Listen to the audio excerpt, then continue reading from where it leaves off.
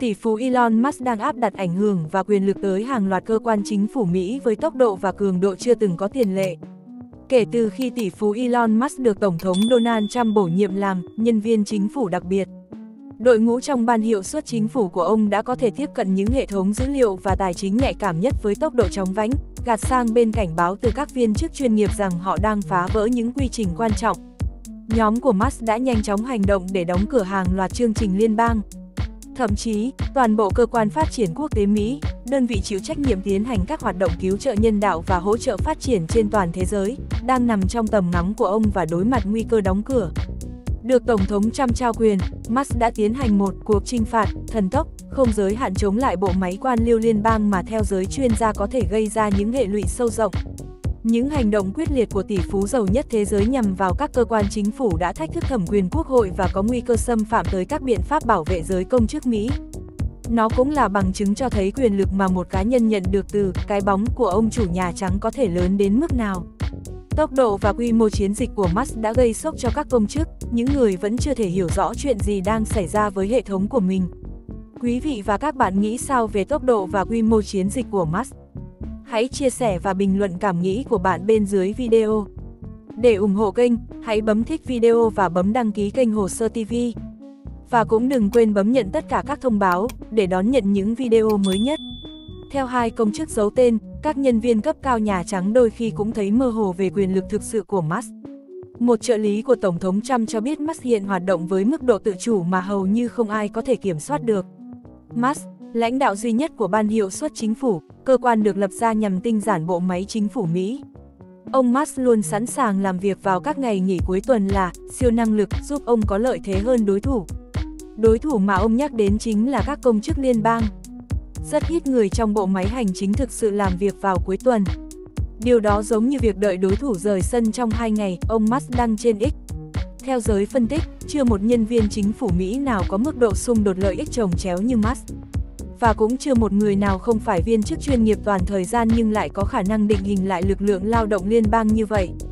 Các nhà sử học mô tả Musk là một chiến binh đơn độc với năng lực vô hạn, hoạt động ngoài tầm giám sát của bất kỳ tổ chức nào trong bộ máy chính quyền Mỹ. Tổng thống Trump đã đưa ra một thông điệp đáng chú ý khi ông nói trước báo giới rằng Musk không thể làm và sẽ không làm bất cứ điều gì nếu không được chúng tôi chấp thuận. Nếu có xung đột, chúng tôi sẽ không để cậu ấy đến gần. Dù vậy, Tổng thống vẫn trao cho Musk quyền lực to lớn đối với bộ máy hành chính, đôi khi gây ra xung đột lợi ích. Musk không chỉ định hình chính sách mà còn tham gia cả vào các quyết định nhân sự. Người từng điều hành văn phòng trinh sát quốc gia Lầu Năm Góc, nơi đã giúp SpaceX của Musk có được hợp đồng xây dựng, triển khai mạng lưới vệ tinh do thám cho chính phủ liên bang trị giá hàng tỷ đô la. Vì vậy ông này đã được Musk thúc đẩy Tổng thống Trump chọn làm Bộ trưởng Không quân. Quý vị và các bạn nghĩ sao về tiếng nói của Musk? Hãy chia sẻ và bình luận cảm nghĩ của bạn bên dưới video. Để ủng hộ kênh, hãy bấm thích video và bấm đăng ký kênh Hồ Sơ TV. Và cũng đừng quên bấm nhận tất cả các thông báo để đón nhận những video mới nhất. Các nhân viên tại tòa nhà văn phòng điều hành, nơi đặt một số đơn vị thuộc cơ quan dịch vụ kỹ thuật số Mỹ, đã đến công sở vào ngày sau lễ nhậm chức của ông Trump và nhìn thấy tờ giấy nhớ có ghi chữ Ban Hiệu suất Chính phủ trên cánh cửa một phòng làm việc. Đây là một trong những dấu hiệu đầu tiên cho thấy nhóm Musk đã đến. Bên trong, những chiếc ba lô màu đen nằm rải rác trên sàn và những thanh niên xa lạ đi lang thang trên hành lang, không đeo thẻ an ninh mà các nhân viên liên bang thường mang theo để vào văn phòng. Cuộc tiếp quản nhanh chóng này tương tự chiến thuật mà Musk đã sử dụng trong khu vực tư nhân, nơi ông được mô tả là một người cắt giảm chi phí đến mức tàn nhẫn, với triết lý rằng tốt hơn nên cắt giảm sâu và giải quyết mọi vấn đề phát sinh sau này. Musk thường xuyên thúc đẩy nhân viên của mình bỏ qua các quy định mà ông coi là ngu ngốc. Và ông nổi tiếng về mức độ chấp nhận rủi ro cực cao, đẩy cả Tesla và SpaceX đến bờ vực phá sản trước khi đạt được thành công. Trong vai trò hiện tại, Musk thường xuyên kết nối trực tiếp với Tổng thống Trump. Ông thường vào Nhà Trắng qua cổng phụ và tham dự các cuộc họp. Ông có mối quan hệ chặt chẽ với cố vấn chính sách hàng đầu cho Tổng thống. Có lần, Musk còn tìm cách ngủ qua đêm tại Nhà Trắng. Ông đã tìm kiếm và được cấp một văn phòng ở cánh Tây, nhưng nói với mọi người rằng nó quá nhỏ. Kể từ đó, ông đã khoe với bạn bè rằng đang sử dụng phòng Bộ trưởng Chiến tranh trong tòa nhà văn phòng điều hành. Theo thư ký báo chí Nhà Trắng, về mặt chính thức, Musk đang phục vụ với tư cách một nhân viên chính phủ đặc biệt. Đây là vai trò thường được trao cho các cố vấn bán thời gian, bên ngoài chính phủ liên bang, những người đưa ra lời khuyên dựa trên chuyên môn từ khu vực tư nhân. Nhà Trắng từ chối xác nhận liệu Musk có được quyền miễn trừ cho phép ông tham gia vào các cơ quan ảnh hưởng đến lợi ích cá nhân của ông hay không. Ngay cả khi ông được miễn trừ như vậy, 4 cựu luật sư đạo đức Nhà Trắng cho hay họ không thể hình dung quy định miễn trừ sẽ được xây dựng thế nào để bao trùm phạm vi công việc mà ông đang giám sát. Trong một tuyên bố, thư ký báo chí Nhà Trắng khẳng định Musk vẫn tuân thủ mọi luật liên bang hiện hành. Tỷ phú từng nói với các quan chức chính quyền Trump rằng để hoàn thành sứ mệnh cắt giảm đáng kể chi phí, họ cần tiếp cận hệ thống lưu trữ dữ liệu và thông tin chi tiết về nhân sự cũng như hệ thống phân phối ngân sách liên bang. Sau khi tham khảo ý kiến các chuyên gia ngân sách, ông cuối cùng tập trung vào một phần quan trọng trong cơ sở hạ tầng quốc gia, hệ thống chi trả liên bang của Bộ Tài chính, vốn giải ngân hàng nghìn tỷ USD mỗi năm. Quý vị và các bạn nghĩ sao về ý kiến đề xuất của Musk? Hãy chia sẻ và bình luận cảm nghĩ của bạn bên dưới video. Để ủng hộ kênh, hãy bấm thích video và bấm đăng ký kênh Hồ Sơ TV. Và cũng đừng quên bấm nhận tất cả các thông báo để đón nhận những video mới nhất. Theo một quan chức từng thảo luận với Musk, tỷ phú đã nói với các viên chức hành chính rằng ông nghĩ họ có thể chống thâm hụt ngân sách nếu loại bỏ được những khoản thanh toán, gian lận khỏi hệ thống. Không rõ ông dựa vào đâu để đưa ra tuyên bố trên. Khoản thâm hụt liên bang của Mỹ năm 2024 là 1,8 nghìn tỷ đô la Mỹ. Văn phòng trách nhiệm giải trình ước tính chính phủ Mỹ đã thực hiện các khoản thanh toán không đúng quy định với giá trị lên tới 236 tỷ đô la Mỹ trên 71 chương trình liên bang trong năm tài khóa 2023. 3/4 trong số này là các khoản thanh toán vượt mức. Nỗ lực can thiệp vào hệ thống chi trả liên bang của Musk đã châm ngòi cuộc đối đầu căng thẳng khi trợ lý Bộ trưởng Tài chính chuyên trách tài khóa phản đối các đại diện của Ban Hiệu suất Chính phủ tiếp cận hệ thống chi trả liên bang. Vị trợ lý Bộ trưởng Tài chính sau đó phải tuyên bố nghỉ hưu sau khi bị dọa sa thải. Bộ trưởng Tài chính cuối cùng vẫn chấp thuận cấp quyền truy cập hệ thống chi trả liên bang cho nhóm Musk. Hệ thống chi trả liên bang là hệ thống độc quyền của Bộ Tài chính, do một nhóm nhỏ công chức chuyên nghiệp có trình độ chuyên môn cao điều hành, để thanh toán các nghĩa vụ tài chính quốc gia. Một số nhân viên Bộ Tài chính, cả đương nhiệm và đã nghỉ hưu, đã cảnh báo về những rủi ro tiềm tàng khi những người bên ngoài, như Musk và nhóm của ông tiếp cận được hệ thống này, từ sai lầm dẫn đến việc các nghĩa vụ tài chính quan trọng không được thanh toán cho đến vỡ nợ liên bang. Tuy nhiên, trợ lý Bộ trưởng Tài chính chuyên trách tài khóa cho biết quyền truy cập mà Musk và nhóm của ông được cấp mới là chỉ có thể đọc, đồng nghĩa họ không thể tác động đến những khoản thanh toán. Đảng Dân Chủ tuyên bố họ sẽ tìm cách ngăn cản nhóm Musk tham gia vào hệ thống thanh toán tại Bộ Tài chính. Bộ trưởng Tài chính phải thu hồi quyền truy cập của Ban Hiệu suất Chính phủ vào hệ thống thanh toán ngay lập tức. Nếu Bộ trưởng Tài chính không làm vậy, Quốc hội phải hành động ngay tức khắc. Quý vị và các bạn nghĩ sao về nền chính trị của Mỹ khi có Musk tham gia?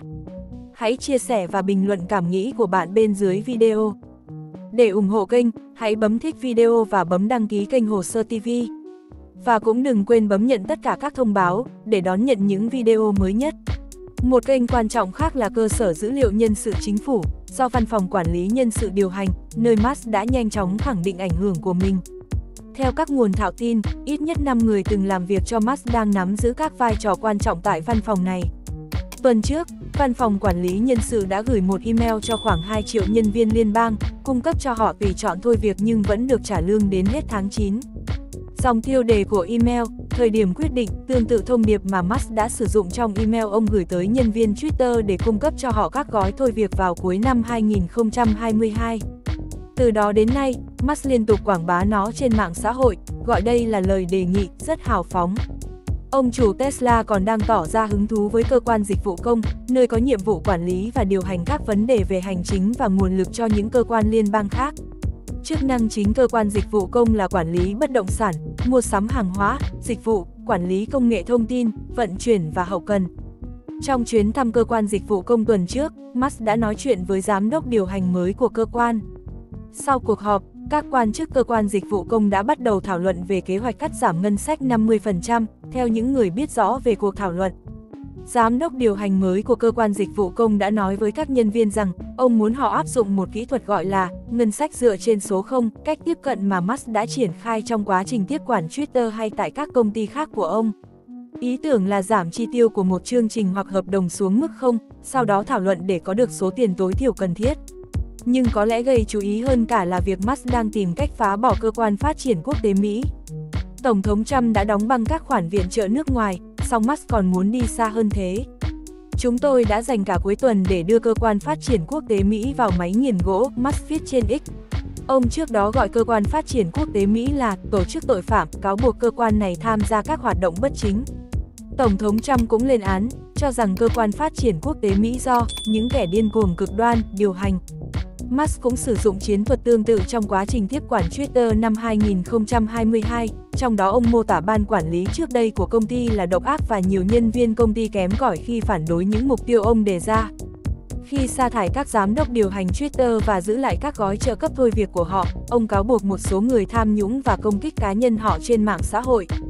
Chiến thuật nhóm Musk đang áp dụng đã khiến các nhân viên liên bang rơi vào hoang mang, sợ lên tiếng và không chắc chắn về tương lai của mình. Các quan chức Mỹ cho biết, một số thành viên trong nhóm Musk đã vào trụ sở và tòa nhà phụ gần đó của cơ quan phát triển quốc tế Mỹ ở trung tâm Washington. Họ yêu cầu và được cấp quyền truy cập vào hệ thống tài chính nhân sự của cơ quan.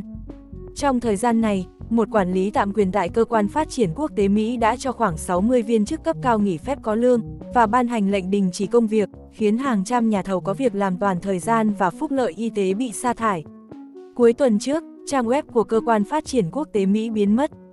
Và khi hai giám đốc an ninh cấp cao cơ quan phát triển quốc tế Mỹ cố gắng ngăn cản các thành viên trong nhóm Musk vào khu vực an ninh để lấy tài liệu mật, họ đã bị đình chỉ công tác. Đến thời điểm này, cơ quan phát triển quốc tế Mỹ đã bị tê liệt hoàn toàn. Trong một chương trình phát sóng trực tiếp trên X, Musk cho biết Tổng thống đã đồng ý về việc chúng ta nên đóng cửa nó. Trong những cuộc trò chuyện riêng tư, Musk đã nói với bạn bè rằng ông coi thước đo cuối cùng cho thành công của mình là số đô la Mỹ tiết kiệm được mỗi ngày và ông đang sắp xếp các ý tưởng dựa trên tiêu chí đó. Càng hiểu rõ Tổng thống Trump, tôi càng thích ông ấy. Thành thật mà nói, tôi yêu quý ông ấy. Đây là cơ hội của chúng ta. Đây là ván bài tốt nhất mà chúng ta từng có. Musk cho biết qua một cuộc trò chuyện trực tiếp trên X. Nếu quý vị và các bạn thấy video này hữu ích và mang lại nhiều thông tin, thì hãy chia sẻ, bình luận, bấm thích video. Ngoài ra, hãy bấm đăng ký kênh Hồ Sơ TV và cũng đừng quên bấm nhận tất cả các thông báo để đón nhận những video mới nhất.